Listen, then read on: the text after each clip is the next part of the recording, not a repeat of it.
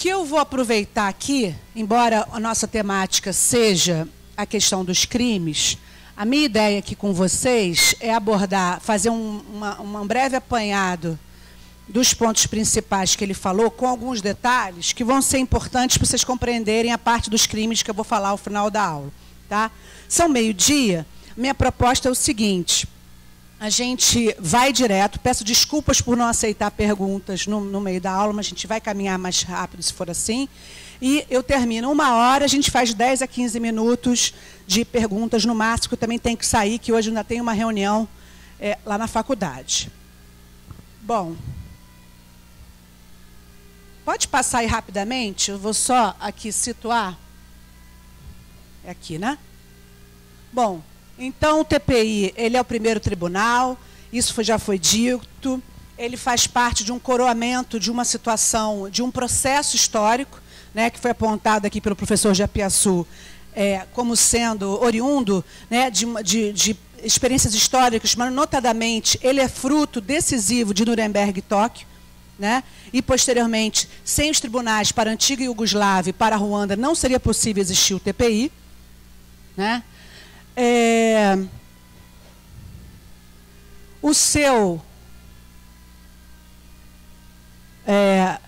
Em relação a essa evolução histórica, a grande crítica que se fez a Nuremberg foi justamente o fato de ser um tribunal militar, né? Com juízes não independentes, um tribunal ad hoc criado posteriormente, a ideia da justiça dos vencedores contra os vencidos. Então, essa foi a grande crítica que se fez a Nuremberg. Então, quando a resposta que vem a partir histórica de Nuremberg, e Tóquio também, em que pese também o grande crime não tenha sido ocorrido no território japonês, não tenha sido nunca julgado, que foi a bomba atômica de Hiroshima lançada pelos Estados Unidos, né? Quando nem precisava mais, que a guerra já estava ganha, praticamente, né? Aquele grande crime contra a humanidade. Então, a gente não pode desvincular esse processo da justiça internacional da política internacional. Esse é um ponto bastante importante. Então, Nuremberg foi um tribunal composto por militares, né? O russo era militar, nem todos eram militares, mas o tribunal tinha essa nomenclatura militar, o que também já denota uma concepção um pouco diferente da que a gente tem hoje. Né? Sem dúvida alguma, Nuremberg e Tóquio constituíram a base desse sistema que nós temos hoje, desse novo paradigma, né? E somente 50 anos depois de Nuremberg é que a gente efetivamente teve algumas evoluções nos tribunais ad hoc de Ruanda e antiga Iugoslávia. Então, vejam bem, como é que foram selecionados os acusados em Nuremberg? Motivos políticos. Né? Selecionaram quem ia ser julgado. Né? Tinha os crimes definidos previamente em lei? Não tinha. A fonte foi o costume internacional. O que, especialmente para o estudante de direito, beira a heresia. Né? Se a gente for pensar que o grande princípio de direito penal é o princípio da legalidade, o princípio de que tem que sempre haver uma lei anterior previamente definindo o crime para que uma pessoa possa ser julgada por esse delito, né? O princípio da legalidade, que é um direito humano também, um direito civil, né? É uma proteção do indivíduo frente ao Estado. Em Nuremberg, ainda que essa ideia desse novo sistema de direitos humanos, pensada a partir dessa ideia de punir as mais graves violações aos direitos humanos por meio dos tribunais, a gente não pode esquecer essa aparente contradição no início, que para punir violações aos direitos humanos, você também tenha julgado pessoas sem que tivessem crimes previamente definidos em lei. Tá? E também não se esqueça que Nuremberg aplicou a pena de morte, o que hoje no direito internacional de direitos humanos, embora não se tenha ainda um tratado ou uma convenção que tenha conseguido definir de forma firme, né, a total abolição da pena de morte, a tendência do direito internacional de direitos humanos é somente admitir a pena de morte para os casos mais graves, né, buscando sempre a abolição da pena de morte como meta a ser alcançada. Esse é o status quo, né, dos tratados atualmente. Mas, em Nuremberg, nós tivemos pena de morte. E aí, Eu não vou ter tempo de falar aqui da experiência da Ruanda e Iugoslávia, né, mas o Estatuto de Roma, que é justamente o Estatuto do TPI, ele vem, de alguma maneira, dar resposta às críticas feitas a Nuremberg. Muitas delas que também tinham a ver e foram repetidas ainda em Iugoslávia e em Ruanda. A questão do princípio da legalidade também foi uma grande crítica, e a primeira decisão do Tribunal da Iugoslávia, o caso Tadić, que vem justamente rebater esses argumentos, né? Por que eles poderiam julgar ali naquele momento, e por que eles iam usar como base o tratado que criou o próprio Tribunal da Iugoslávia de Ruanda, que definiu os crimes nos quais se baseavam os juízes para condenar os acusados. Então, Ruanda e Iugoslávia também, do ponto de vista do princípio da legalidade, teriam sido tribunais criados posteriormente ao fato, julgando sem lei anterior que determinasse o crime. E destacando aqui também que quem criou o Tribunal de Ruanda, que também dá uma grande diferença em relação ao Estatuto de Roma. Então, esse introito tem essa intenção de situar o TPI como uma resposta a essa evolução ou não, né? A gente pode discutir isso, ele não gosta de trabalhar com a ideia de evolução, mas desse processo histórico, né, que vem desde antes de Nuremberg, mas que Nuremberg serve como um marco, passando pelos tribunais de Iugoslávia e de Ruanda. A ideia de construção do TPI, de alguma forma, foi de criar um tribunal permanente, ao invés de um tribunal ad hoc, como os anteriores eram, um tribunal que só pudesse atuar sobre os casos posteriores à sua entrada em vigor, portanto, sem utilizar essa concepção política de criação ad hoc de tribunal, a ideia de uma instituição permanente, é justamente para responder essas críticas, e também é fruto de uma construção bastante interessante, porque, tendo sido seu texto aprovado por uma Assembleia dos Estados-parte, né, em Roma, que ocorreu em Roma em 98, a própria redação do seu estatuto é fruto de uma combinação de sistemas jurídicos, tanto common law como civil law, né? Só que, para quem não sabe, o civil law é o sistema jurídico seguido pelos países nossos países latino-americanos, e a grande maioria dos países continentais europeus, né? E o common law como sendo aquele sistema seguido praticamente pelos Estados Unidos e pela Inglaterra e as suas ex-colônias dentro do sistema, né, que seguem culturalmente essa base jurídica do common law. Nós temos também outros sistemas que não são só sistemas da lei islâmica e outros que se combinam e têm algumas particularidades, mas, basicamente, no TPI nós temos uma combinação de common law com civil law. Tá? E a ideia por meio de juízes internacionais, que eles possam aplicar uma lei que é fruto de um tratado que foi aprovado por todos aqueles países, e, com isso, tentando responder às críticas e, de alguma maneira, alcançando os almejos de pensadores e políticos, que era sempre de ter, de Nuremberg, a ideia era construir esse tribunal. Então, ele não deixa de ser um sonho que se tornou realidade para alguns. Não é uma realidade também impassível de críticas, mas ele foi um grande avanço. Como disse o Japiaçu, você pensar que representantes dos mais diversos países sentaram em Roma em um mês, em julho de 98, conseguiram aprovar um texto, né? Para quem acompanha conferências internacionais, ainda mais na área de direito penal, sabe o quanto isso foi um avanço, né? Muita gente se esforçou muito para chegar nisso.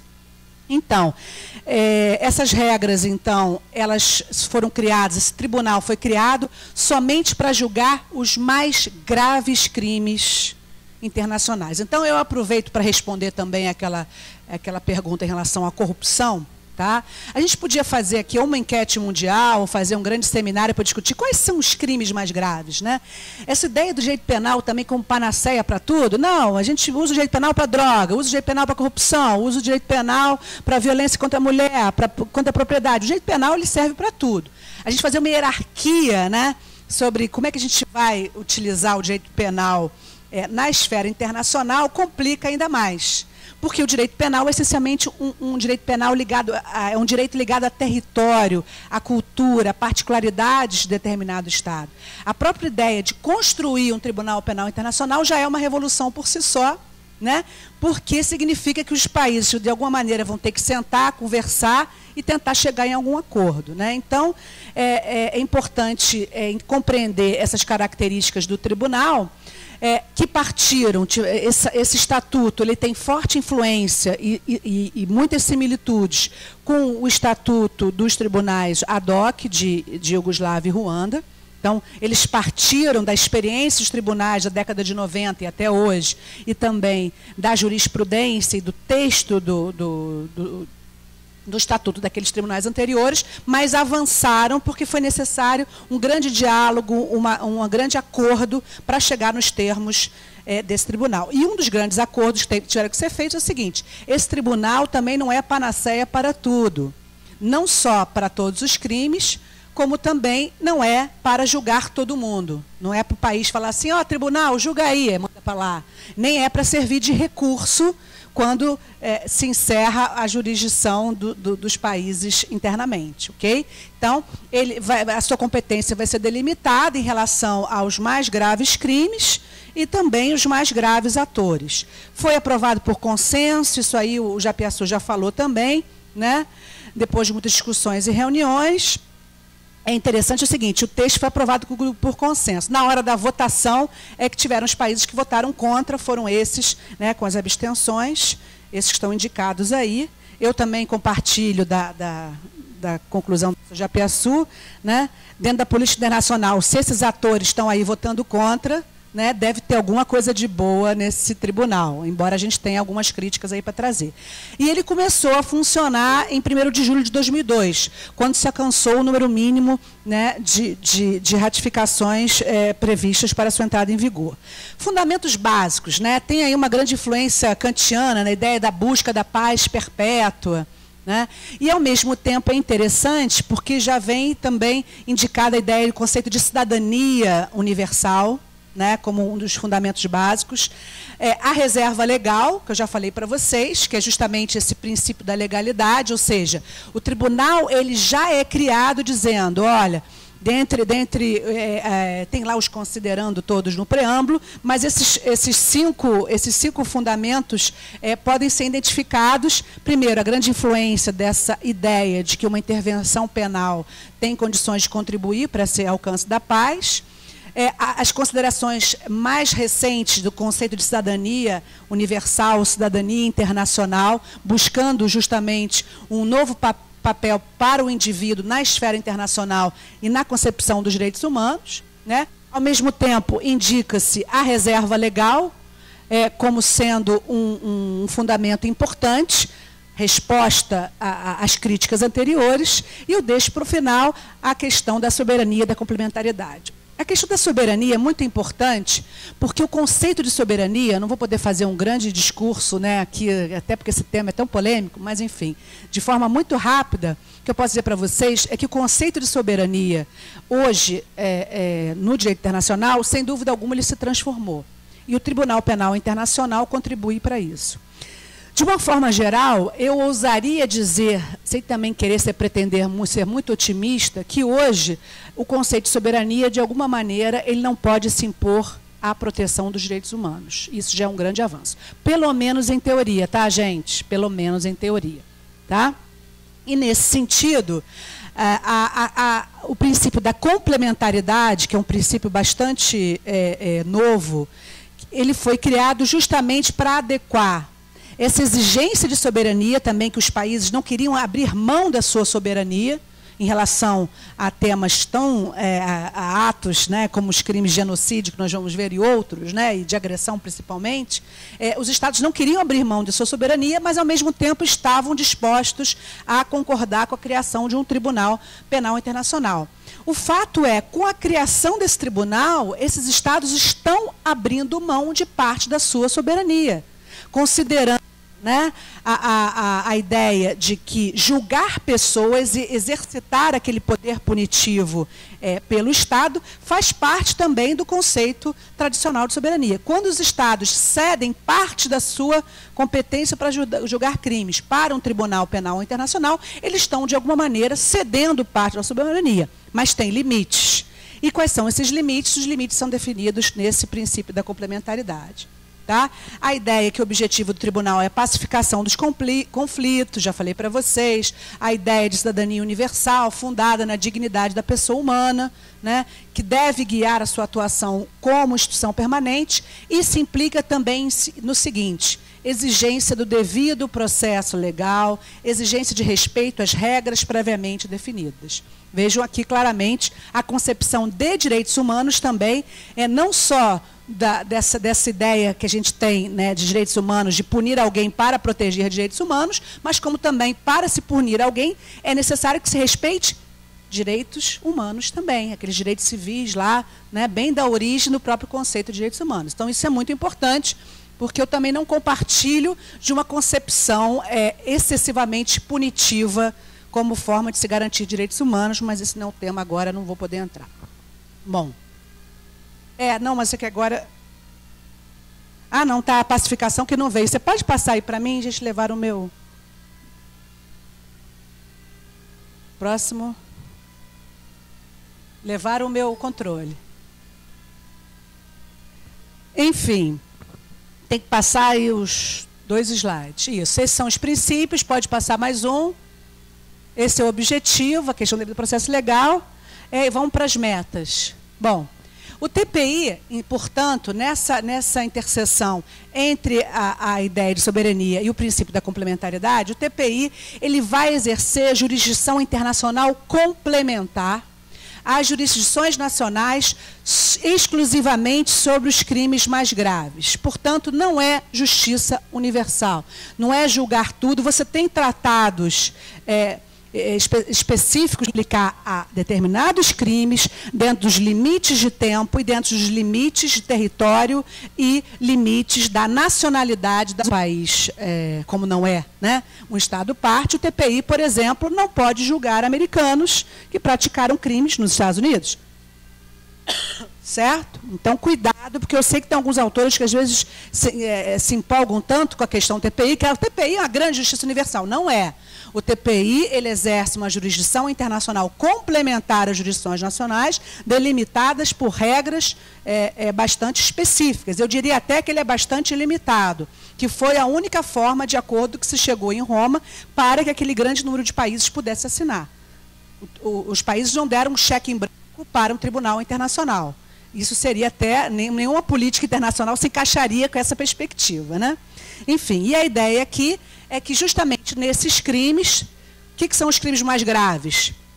Corrupção não entra, né? Lamento, corrupção é uma coisa que nós vamos ter que resolver aqui mesmo, né? Quando as pessoas falam assim, não, vamos mandar para o Tribunal Internacional, de alguma maneira a gente está né, combater a corrupção aí para o nosso, né, internauta, na minha perspectiva, não tem nada a ver com justiça internacional. É o dia a dia, acabar com as pequenas tolerâncias que a brasileira aceita, é permitir, sim, que haja investigação, as pessoas terem consciência que são pequenos atos e que a gente tem que efetivamente melhorar muito. Não é punindo ninguém por corrupção que se resolve corrupção nesse país, nem muito menos mandando lá para a AIA. A AIA tem muito menos a ver do que a gente aqui, tá? Então, qual foi qual foi a escolha? Os mais graves crimes, aqueles que atingem a consciência universal.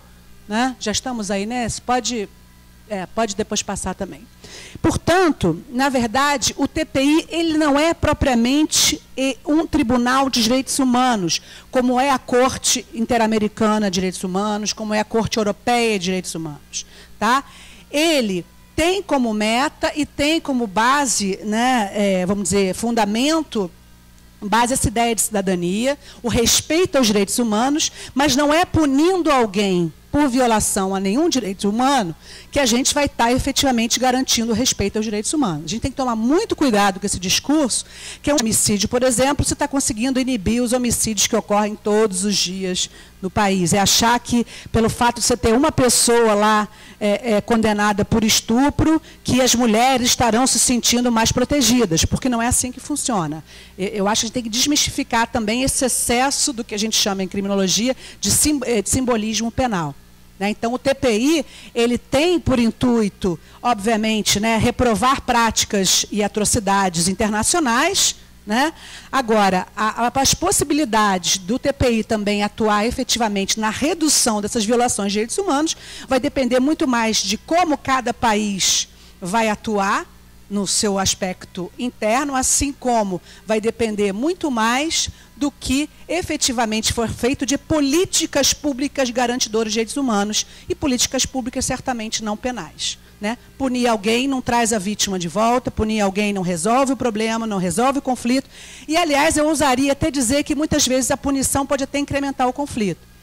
Nós sabemos que há hipótese de conflito também, do tipo da África do Sul, que a opção foi por não julgar, foi por ter uma perspectiva da justiça de transição diferenciada, que são as comissões da verdade, que são formas diferentes. Enquanto o tribunal, um tribunal penal, ele atua como uma justiça vertical, as outras modalidades, como essa das comissões da verdade, eles trabalham na ideia de uma justiça horizontal, trabalham com a ideia de conciliação, de reparação na horizontal.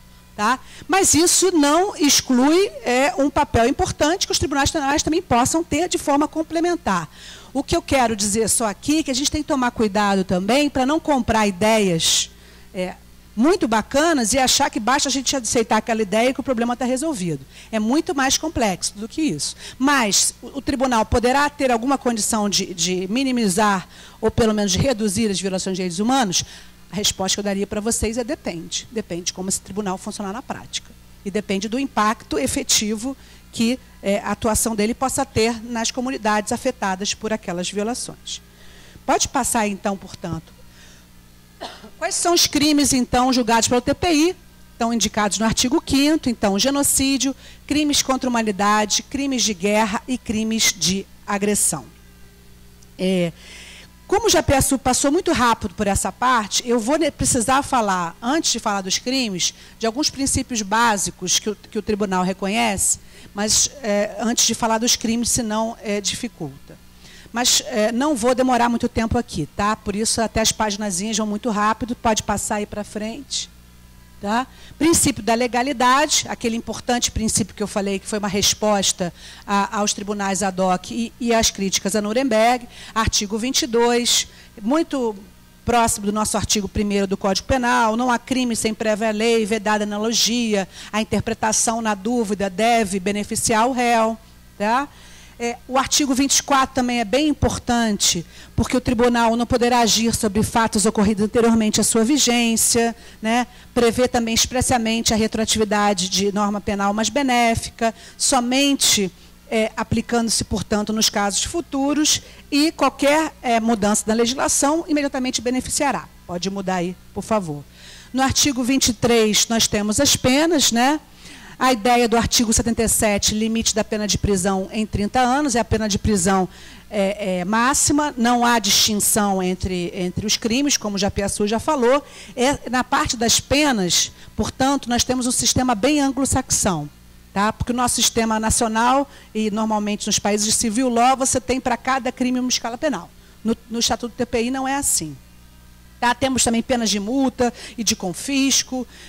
O tribunal também tem um determinado artigo, quando fala da pena de multa e de confisco, inclusive tem um órgão no tribunal encarregado disso, que é a ideia de compensação às vítimas, ou seja, não é só lógica punitiva, no sentido de dar uma resposta simbólica na forma de uma prisão, mas também a ideia de que você possa ter essa ideia da reparação às vítimas. Tá? Então, limite 30 anos, que é até semelhante ao nosso, excepcionalmente poderá ser aplicada a pena de prisão perpétua somente para o mais grave dos mais graves crimes. Então, nesse intuito também, já se diferencia de Nuremberg, por não estabelecer a pena de morte, e já se situa também dentro de uma perspectiva dos direitos humanos também, de não aceitar a pena de morte como uma pena digna. A pena de morte ela é vista, e se trabalha para aboli-la, ela é vista como uma grande violação dos direitos individuais. Então, o tribunal, nesse sentido, pode passar, ele é bem incisivo. Quem pode encaminhar um procedimento para o TPI, e o Estatuto vai lidar tanto como questões de direito penal material, como também de direito penal substantivo. Aqui eu estou falando, direito penal processual. Como aqui, esse ponto é importante, porque, como eu falei para vocês, o princípio da complementaridade, ele vai também limitar as formas de chegada do processo até o TPI. Então, o procurador poderá iniciar, né, por denúncia de um Estado parte, que vai encaminhar ao procurador, e o procurador vai investigar, via Conselho de Segurança da ONU, agindo nos termos do capítulo 7 da Carta das Nações Unidas, que é justamente quando há a questão da possíveis riscos à paz e à segurança internacional. O caso de Darfur, por exemplo, chegou via Conselho de Segurança. Tá? E pela própria investigação do promotor, com base em informações recebidas, são informações de ONGs, ou ele mesmo indo lá e sendo investigado. Então, esse princípio da complementaridade, que eu falei aqui, deve ser lembrado aqui também. Então, portanto, eu já indico para vocês, o Estado não parte, ele não pode chegar e encaminhar um caso para a TPI, a não ser que ele passe por um processo de aceitação da jurisdição e se torne parte. Isso é possível. Tá? Mas é um tratado que vai funcionar somente como qualquer tratado para aqueles que estão fazendo parte, que aceitam todos aqueles termos que estão ali previstos. Né? Pode passar aí. Há condições prévias para o exercício da jurisdição que são bem importantes. Né? Na verdade, tem uns requisitos positivos e negativos. Ele vai indicar parâmetros legais gerais e depois, como critérios positivos de jurisdição, e depois vai indicar, só um minutinho que eu não vou abrir para perguntas agora. Não é para pergunta não? Tá. E depois vai indicar alguns critérios de admissibilidade, vamos dizer, quando o tribunal não poderá atuar, só que eu vou enumerar aqui mais adiante. Então, vejam só. Critérios de atribuição de competência, que são os positivos. Ratione matéria, ou seja, somente quando tais crimes aí indicados, os mais graves, tiverem ocorrido. E esses crimes cometidos após a entrada em vigor do TPI. Alternativamente, pode também levar, no caso de nacional do Estado parte, ou crime praticado no território dos Estado parte, ou a bordo de navio ou aeronave cuja matrícula seja daquele Estado. Portanto, a lógica é o seguinte: o Estado mantém a sua competência territorial penal, mas ele cede parte dessa competência ao tribunal em situações que vão ser definidas aí por diante, para esses determinados crimes, em situações que vão ser definidas aqui mais adiante. Pode passar, por favor. Uma vez, então, verificado essa primeira atribuição, que são os critérios positivos de jurisdição, a admissibilidade vai ser verificada a partir de critérios negativos. Então, o tribunal não poderá atuar quando está ausente o princípio da complementaridade, artigo 17, que nós vamos ver com mais detalhes, quando o crime não for grave, e nos crimes de guerra e contra a humanidade, quando não estiver previsto o requisito da prática do crime em larga escala, como parte integrante de um plano ou política. Por que isso? Porque o tribunal não é para peixe pequeno, o tribunal é para pegar grandes criminosos internacionais, aqueles que se utilizam de sua situação de poder para praticar crimes em larga escala. Né? O que é um crime em larga escala? Um crime que o número de vítimas é representativo, um crime em que os aparatos do Estado são utilizados para a prática daquele crime. Portanto, um homicídio de uma briga de bar não tem nada a ver com isso, uma questão entre marido e mulher não tem nada a ver com isso. Agora, uma pessoa que ocupa um cargo no Estado que determine a morte de um número grande de pessoas por conta da sua característica de nacionalidade, etnia, religião, que é o caso de genocídio, ou a determinação de uma limpeza étnica como parte de uma política de um Estado, esses crimes, sim, vão estar sob a competência do tribunal. Então, o que é esse princípio? Ele só vai exercer a jurisdição, né, quando as jurisdições nacionais não atuarem devidamente. Pode passar de novo. Qual vai ser essa situação, ou essas situações? Artigo 17. Quando não tiver sido objeto de inquérito ou procedimento criminal perante o Estado Nacional com jurisdição para tanto, não tendo sido levado adiante por falta de capacidade para fazê-lo, exemplo, colapso do Judiciário Nacional, que infelizmente é o que a maioria dos países africanos hoje que estão no TPI estão por isso. O sistema nacional não tem condições de julgar esses casos, né? Mas pode também ter um país que tem um super sistema judicial, mas que não deseja, quer encobrir, não, deixa para lá, não. Vamos imaginar aqui os casos anteriores ao TPI, que não poderão ser julgados pelo TPI, mas vamos imaginar o caso do Chile, do Brasil, da Argentina, quando você tinha, né, quando você concedeu anistia e impediu que todos aqueles autores daquelas comprovadas violações de direitos humanos fossem julgados. Então, um país que se recusa a julgar a casos de violações dos direitos humanos está sujeito ao TPI. Mas o TPI vai verificar se aquele país está processando ou não. Se o país estiver seguindo e processando naturalmente, o TPI não vai se meter. No caso do Tony Blair, inclusive, que mencionado pelo Japiaçu, chegou uma notícia de umas ONGs ao procurador. Foi o caso da prisão de Abu Ghraib, né, na questão do Iraque, e a decisão do procurador em não iniciar, ele se baseou no princípio da complementaridade. Falou, olha, primeiro que não tem evidências diretas de que seja o próprio Tony Blair que tenha determinado, ou pelo menos se omitido em relação àquelas práticas. Mas, de toda forma, está havendo um inquérito na Inglaterra e, então, o tribunal não vai se meter. E, na letra B, se tal Estado tenha decidido não dar seguimento ao processo criminal contra a pessoa em causa por falta de vontade ou inabilidade. É interessante que, mesmo se o indivíduo for absolvido, já a pessoa também falou, internamente ele poderá ser julgado pelo TPI se se entender que houve um certo escudo, uma certa proteção. Bom, a gente julga e absolve, porque aí ninguém se mete com a gente. Então, a ideia é essa. Essa é a forma da gente combinar soberania com repressão aos mais graves crimes. O método é a utilização do princípio da complementaridade. Tá? Eu não vou falar com mais detalhes a questão individual aqui da responsabilidade, que o Japiaçu já falou, mas é só para vocês entenderem, nenhum Estado vai ser julgado, nem organização internacional, apenas indivíduos. Tá? Só pessoas físicas, mais uma vez aí também. Também intervenção mínima, só os crimes mais graves. Tá? Pode ir para frente. Pode ir para frente também, a humanidade das penas. Destaco só o seguinte, pena de prisão perpétua, pelos tratados internacionais de direitos humanos, não há nenhuma violação. Tá? Isso é uma discussão que surge quando você vai discutir no direito brasileiro. O fato do Brasil não estabelecer pena de prisão perpétua, internacionalmente não há essa vedação. Pode ir para frente. O Brasil, pode ir mais para frente. Vamos passar para o outro texto, por favor. Para o outro PowerPoint. Só para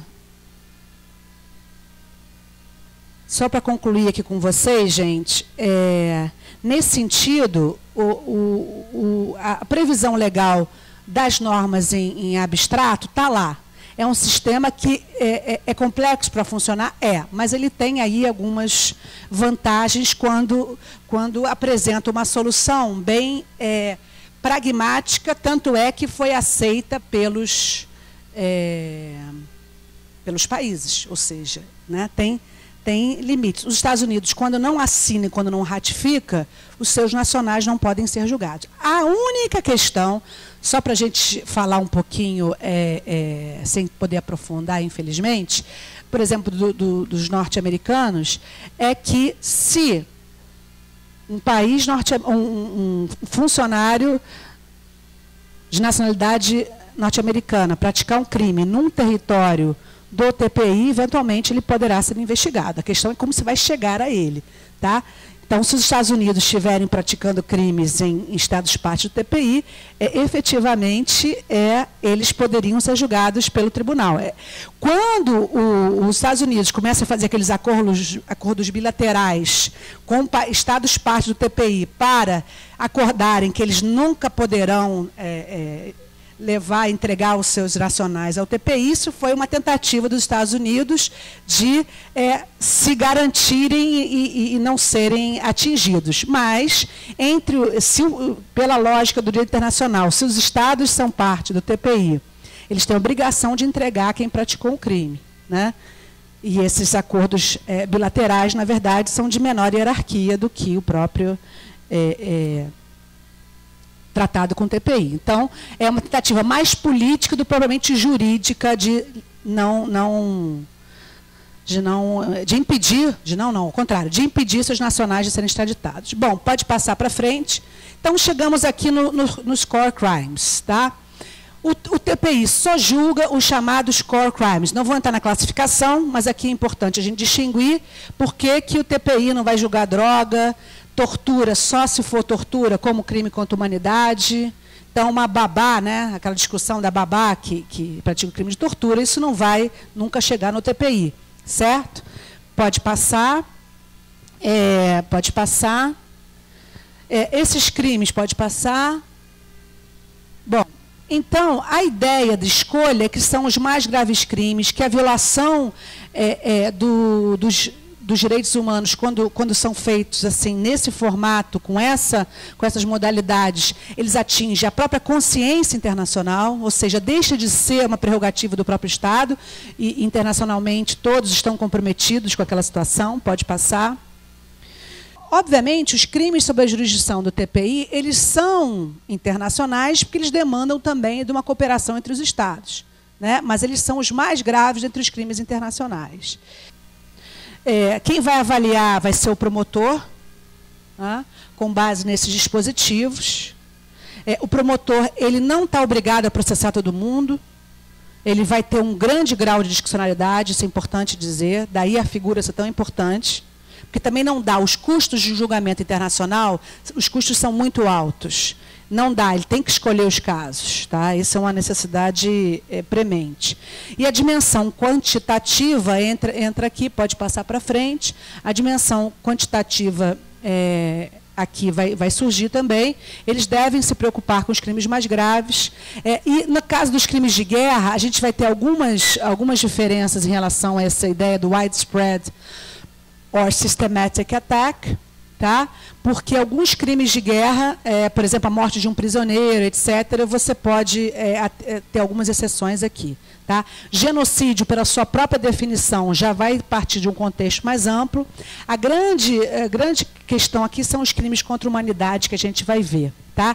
Mas, de qualquer maneira, muito dificilmente, uma morte de um prisioneiro de guerra seria suficiente, por exemplo, para você levar esse caso para o TPI. O TPI vai trabalhar com casos complexos de larga escala. Pode passar. Vamos para o genocídio. Pode passar. Bom, genocídio, né, a Piaçu já deu alguns exemplos aqui, eu também não vou entrar nesse... Pode passar. Ai, não tem aquele negocinho para mim, não? Eu estou aqui. Óbvio que é o mais conhecido dos crimes contra a humanidade, né? Ruanda tem um péssimo exemplo de genocídio, mas é um grande exemplo para a gente aqui, né? Havia uma questão interna, duas etnias e por meio, inclusive, do rádio, né? Isso teve um impacto muito grande na sociedade ruandesa, mas não só isso, o próprio extermínio de índios também, né? A América Latina foi construída em cima de genocídio, é muito interessante também a gente não achar que genocídio começou lá no Holocausto, né? E o próprio Holocausto, além dos judeus, muitos ciganos deficientes físicos e mentais foram executados, né? Tá, previsão legal. No Brasil, esses crimes estão previstos, a modalidade de genocídio está prevista em poucos dispositivos, além da Convenção de Prevenção ao Crime de Genocídio, que é de 48, pós-Segunda Guerra Mundial. Nós temos a Lei de Genocídio, que é essa 2889. Estou certo. E também o artigo 208 do Código Penal Militar. No TPI está no artigo 6º e no artigo 4º do ICTI, que é o International Criminal Tribunal for the Former Yugoslavia. Tá? Basicamente, segue a Convenção da ONU, o texto do tratado, a ideia de praticar esses atos como parte de uma intenção de destruir, no todo ou em parte, o grupo nacional, étnico, racial ou religioso. Matar, causar lesão grave à integridade física ou mental de membros do grupo. Submeter esse grupo a condições físicas, né, capazes de ocasionar-lhe essa destruição. Exemplo, por exemplo, se envenenar toda a água que circula numa cidade, você vai estar causando um sofrimento que tem intenção. Não é uma morte direta, mas tem mecanismos de morte indireta. E também a transferência forçada de crianças de um grupo para outro grupo. Né? Podemos passar para frente. Já o estatuto do TPI, né, segue mais ou menos a previsão, tá? Com uma redação um pouquinho diferente, ofensas graves, está aí, pode passar para frente. Na aula que vem, a Camila, que vai falar da questão de gênero no TPI, vai falar um pouquinho mais dessas questões. Tá? Então, são as várias modalidades de genocídio. Vejam que genocídio não deixa de ser um crime contra a humanidade. Tá? Se vocês forem ler, vou trazer aqui rapidamente alguns artigos de crimes contra a humanidade. Genocídio não deixa de ser um crime contra a humanidade, mas, pela questão histórica e simbólica, ele ganhou destaque de forma separada. Então, ele está previsto num artigo separado. Necessariamente vai ser pensado numa larga escala. Né? Você vê que a ideia aqui que a vítima desse delito é a própria coletividade, né? E, necessariamente, você acaba tendo um número muito grande de vítimas, embora depois a gente pode discutir algumas interpretações um pouco diferentes. Bom, quais são os elementos constitutivos do crime? Eu estou usando aqui essa actus reus e mens rea, que é o conceito do common law. Em português, a gente chamaria de tipo objetivo e tipo subjetivo. Mas não é igual para igual, não, tá, gente? Muito cuidado, porque a dogmática penal ela é diferenciada aqui e na perspectiva internacional, mas a gente aproxima com essas ideias. Então, o tipo objetivo, quais são os atos? São aqueles atos enumerados no artigo 6º.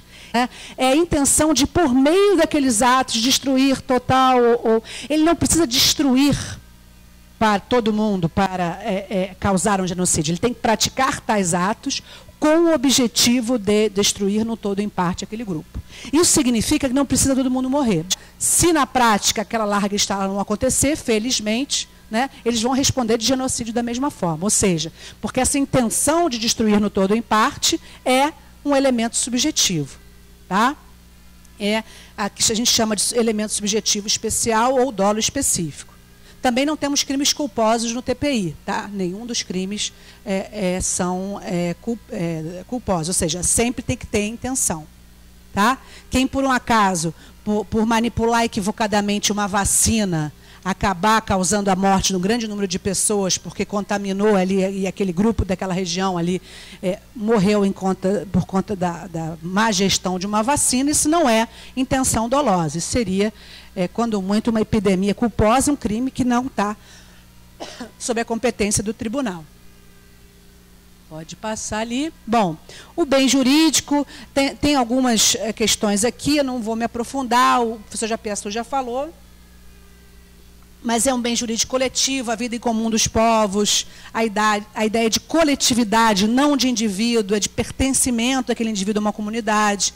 Né? E é nesse sentido que alguns autores vão trabalhar com a própria humanidade como um todo, que é vítima do genocídio. A ideia que foi construída a partir justamente desse processo, né, de reconhecimento e positivação dos direitos humanos, a ideia é dizer o seguinte: uma pessoa que pratique esse ato, né, ato visando a destruir um grupo por persecução, seja ela étnica, religiosa, nacional ou outros tipos de perseguição, ele não está atingindo só aquele grupo, só aqueles indivíduos que foram vitimados. Ele está atingindo toda uma consciência universal, e essa é a razão de ser da própria existência do tribunal.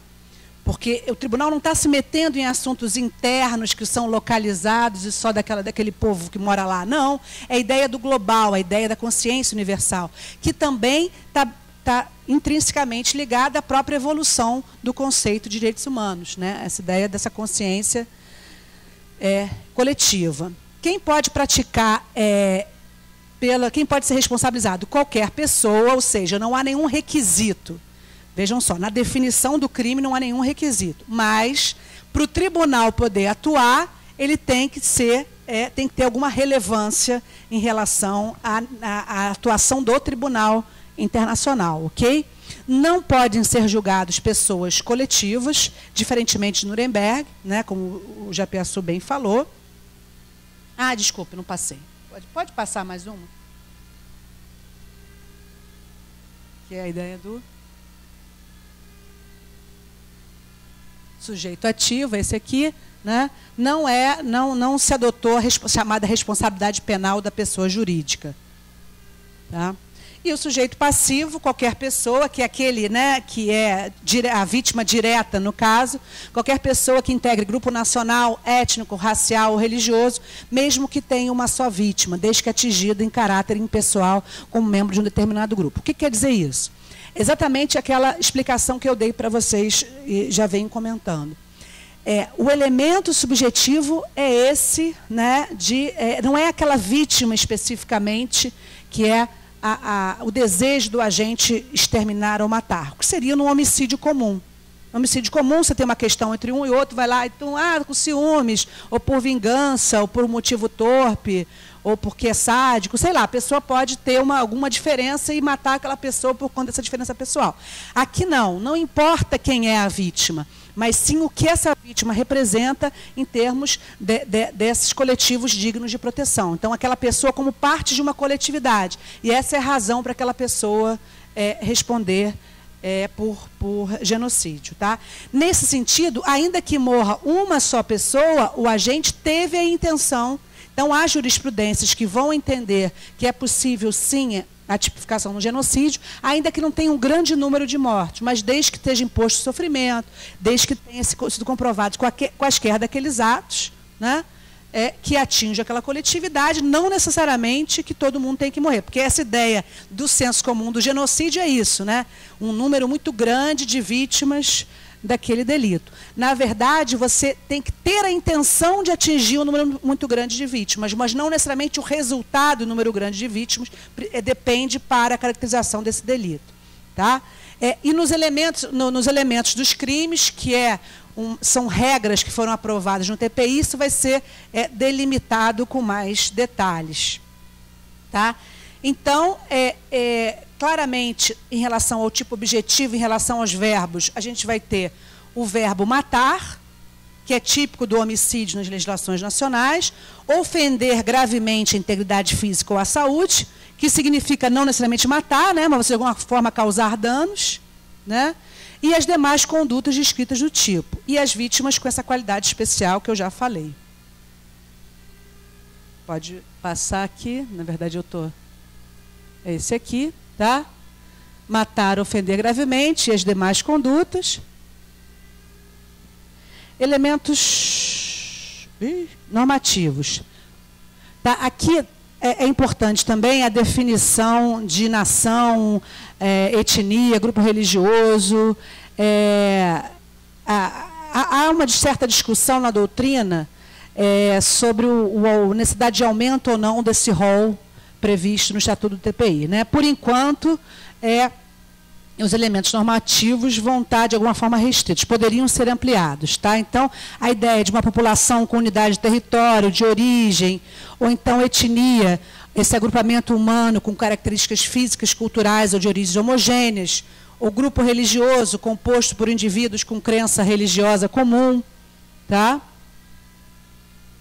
Sempre lembrando que a interpretação em direito penal é uma interpretação sempre restritiva.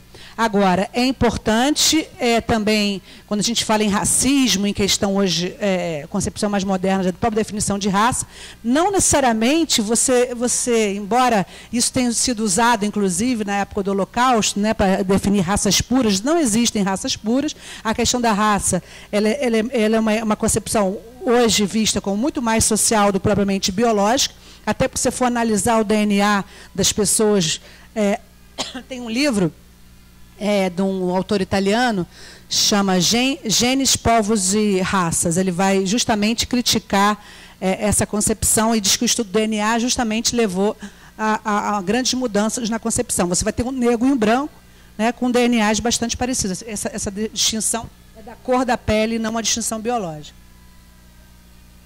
É importante aqui o que esse componente racial gera, né, uma categoria e se torna um estereótipo que leva à discriminação. Então, a ideia de discriminação é típica também da prática do genocídio. Você discrimina algum grupo, aquela pessoa como membro daquele grupo, e você desconsidera, não considera aquela pessoa como detentora dos mesmos direitos. É a essência da discriminação, né? E nós temos aqui, para quem depois quiser se aprofundar, nas regras que não tem tradução ainda para o português, pelo menos até hoje eu não achei, esses Rules of Crimes, elementos do crime, ou Elements of Crimes, eles estão no site do TPI, que vão ter descrições mais detalhadas da definição desses crimes. Tá?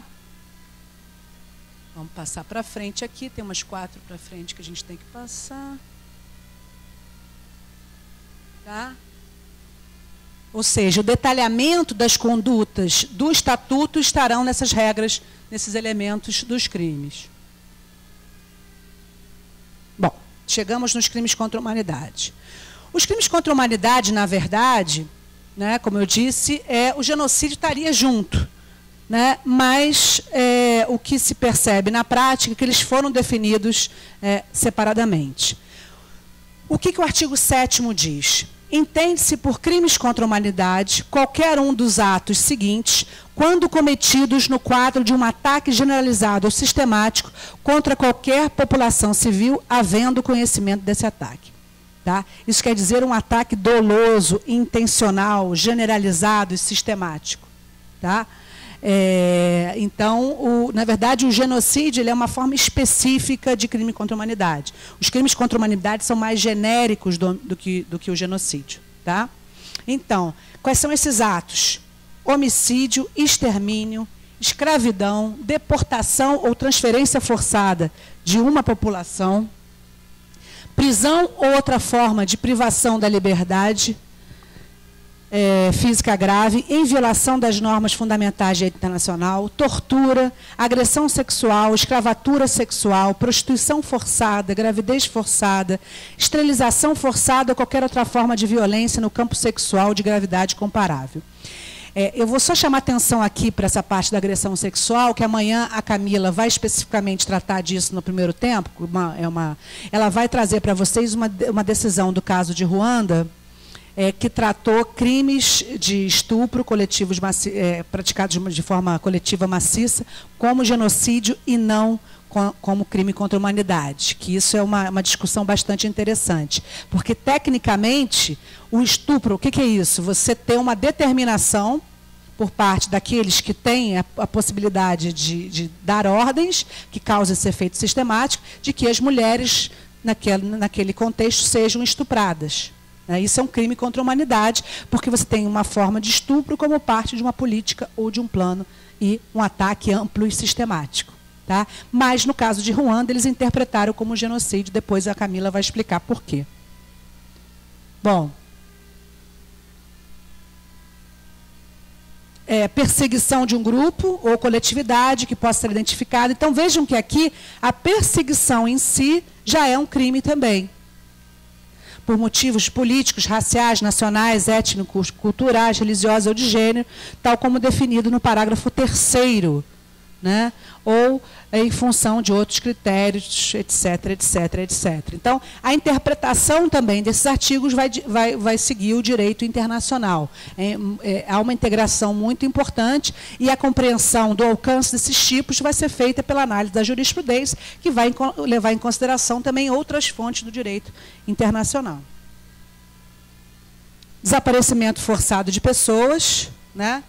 Desaparecimento forçado também, ele na verdade é um crime definido num tratado, o Brasil nunca implementou, nós não temos esse crime no Brasil, mas é aquela conduta que, se tivesse em vigor o Estatuto de Roma, os nossos generais, ou aqueles generais ou que estivessem no comando do Estado brasileiro, no momento que foi dada a ordem para que presos políticos desaparecessem, por exemplo, Operação Condor, né? O desaparecimento forçado significa que você tem uma pessoa que possivelmente até foi morta, mas que o corpo também nunca apareceu. Então, essa prática de desaparecimento forçado de pessoas como parte de um ataque amplo e sistemático a uma população civil, acarreta esse crime internacional de desaparecimento forçado. O crime de apartheid, mais conhecido, né, por conta também daquela situação da África do Sul, que é a própria negação de direitos para determinadas pessoas, o caso do apartheid foi uma questão racial, e outros atos desumanos de caráter semelhante que causem intencionalmente grande sofrimento ou afetem gravemente a integridade física ou a saúde física ou mental, né? Aqui tem alguns detalhes que eu não vamos ter tempo, mas ele, no próprio parágrafo primeiro ele vai dando um aprofundamento, ou seja, definindo o que seja um ataque contra a população civil. E aqui também tem um ponto diferente.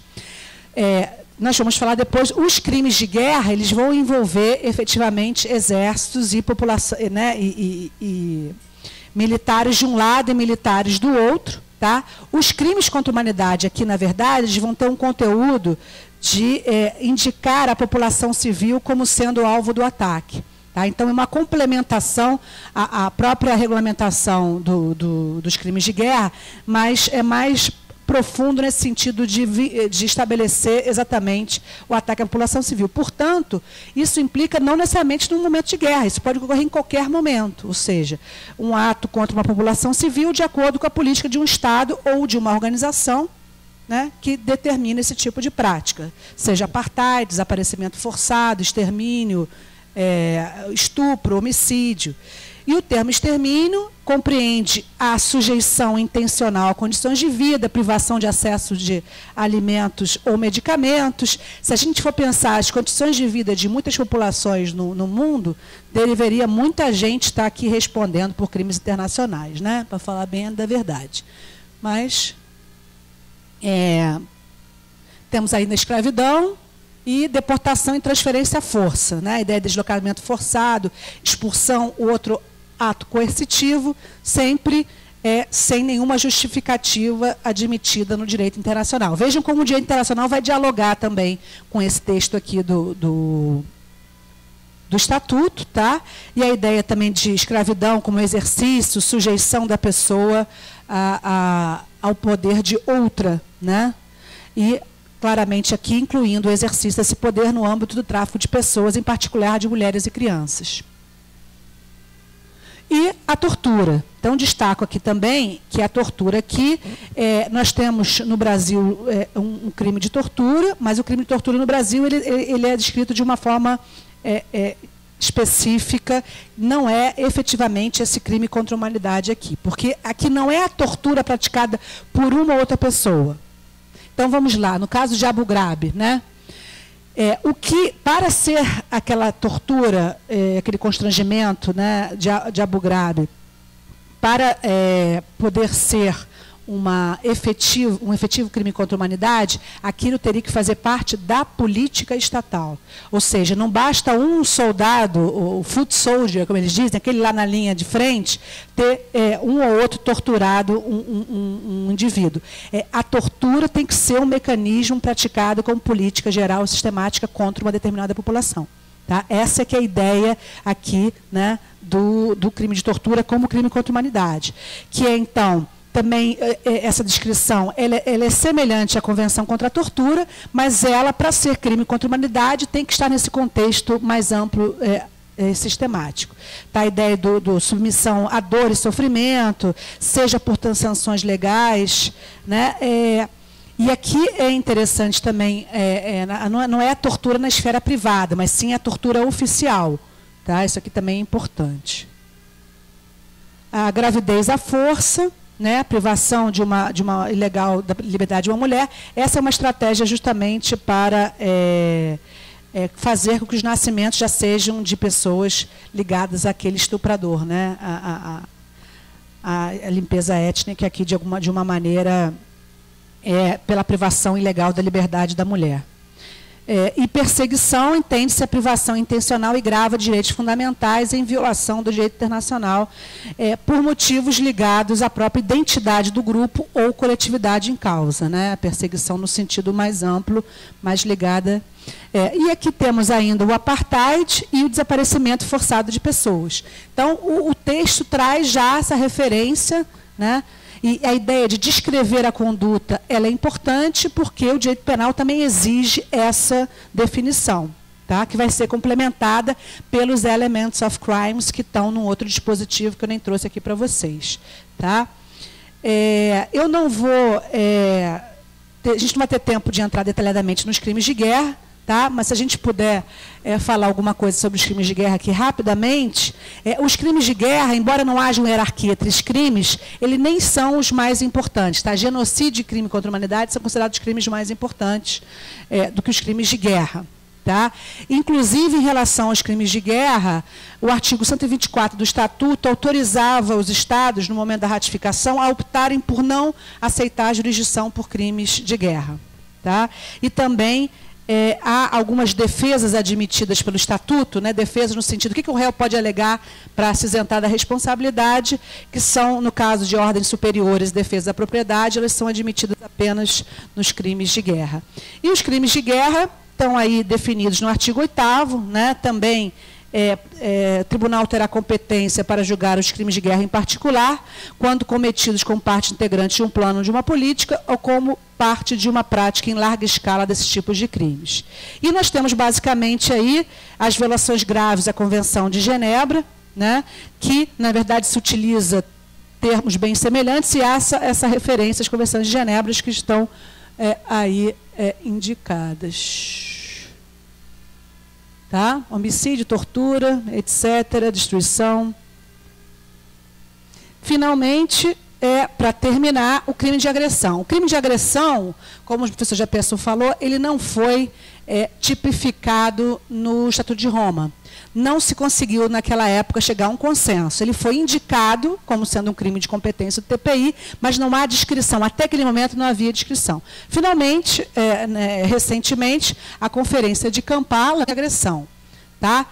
Mas essa emenda, como o professor Japesson bem falou, ainda depende de cada país que tenha ratificado o Estatuto que ainda ratifique essa emenda.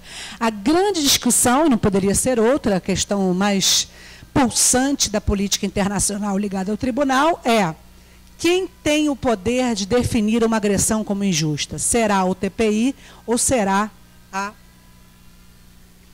o Conselho de Segurança da ONU? Bom, eu nem trouxe aqui a definição, porque ela é tão complexa que não daria. Tem que fazer assim 2 dias só para falar disso. Tá? Mas o que a gente percebe dessa definição é que ela, de alguma maneira, ela não é clara, mas a gente sabe que, em termos diplomáticos, sempre quando se consegue chegar num consenso, você deixa um texto, né, com todas as interpretações possíveis, e aí cada um...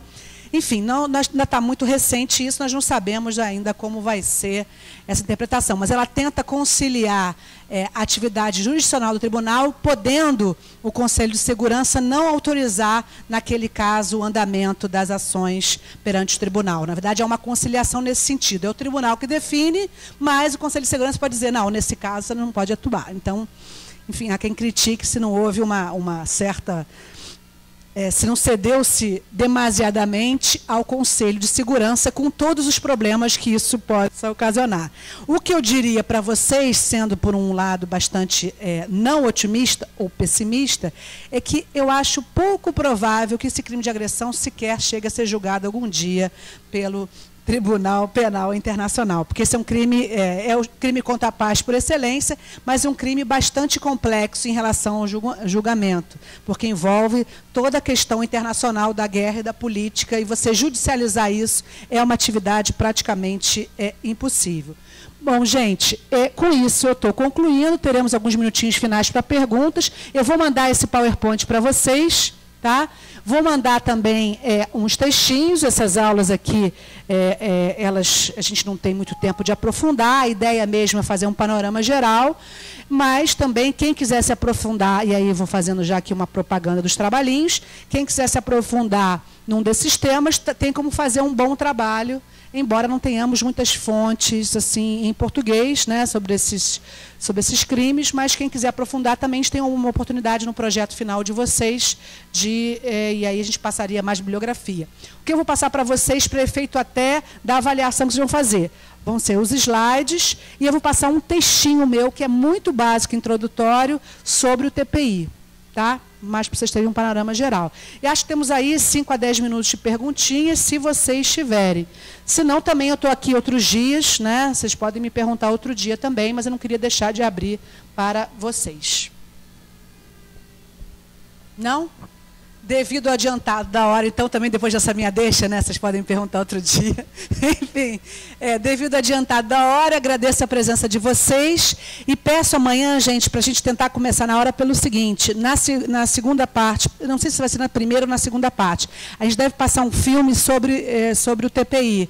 Tá? Então, para não atrasar, porque o filme tem exatamente a duração. Se a gente atrasar o início, atrasar o segundo e vai atrasar o filme, tá bom?